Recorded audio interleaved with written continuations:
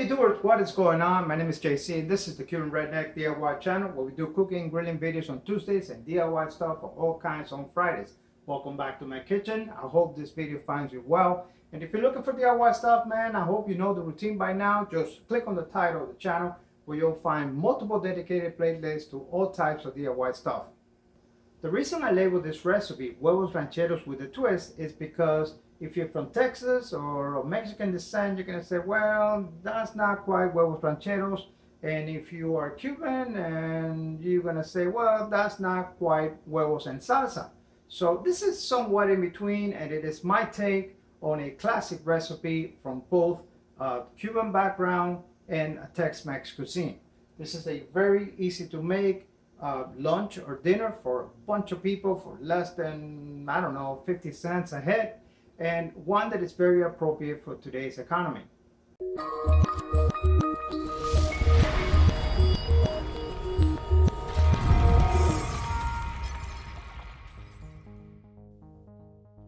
If you haven't already figured out, the start of this recipe are eggs. Why eggs? Well, they're nutritious, cheap, and easy to make. Also know that despite popular beliefs, eggs are a superfood and a source of nutrition for many people in socialist and communist countries like Cuba and Venezuela, where food shortages are a way of life. And no, this is not your average poached egg and tomato sauce either. I know that a lot of people are going to say, why not just use pasta sauce and be done with it? Well, I think that this sauce has a lot more of a sophisticated profile. It's a bit like a Tex-Mex mole sauce, except that we're not going to use any cocoa. I don't know, poached eggs and mole sauce, that sounds interesting and perhaps something we need to try. Maybe in another video.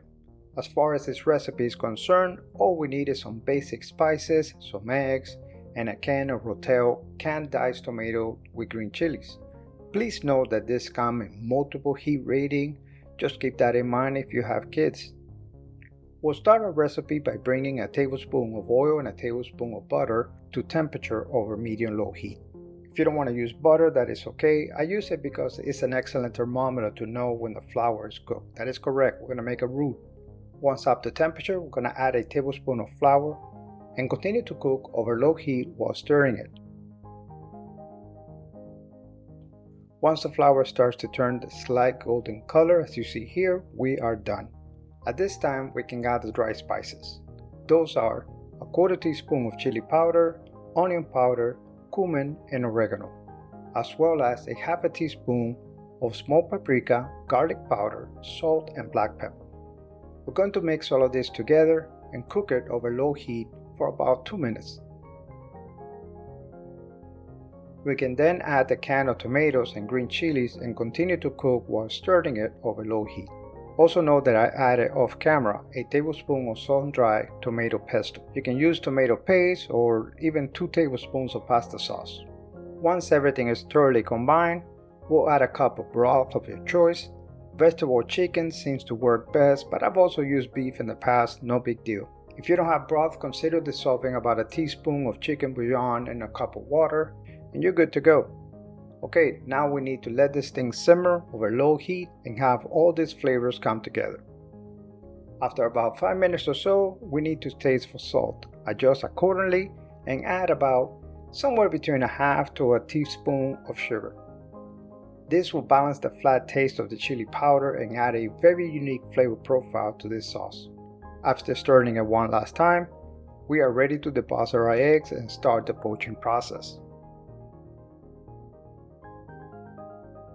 I like to deposit the eggs into a small ramekin. This gives me a little bit more control as to the location of the eggs, something that is crucial when you're making 6 or more.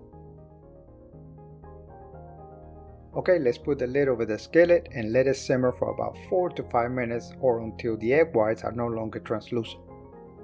The next step is 100% optional, but I think it elevates the dish to another level. And that has to do with adding a tablespoon of your favorite pasta sauce to each of the eggs and cover them with a slice of white American cheese. Why white American? It seems to melt better with very low heat.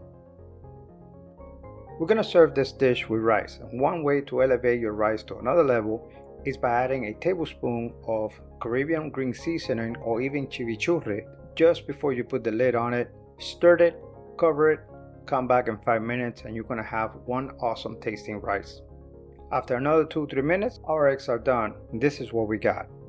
Without a doubt, this is not your traditional huevos rancheros, huevos en salsa cubano, or even a shakshuka. But what this is a simple, flavorful dinner or lunch for the entire family. Folks, my name is JC. This is the Cuban Redneck DIY channel. I look forward to seeing you next week with yet another recipe.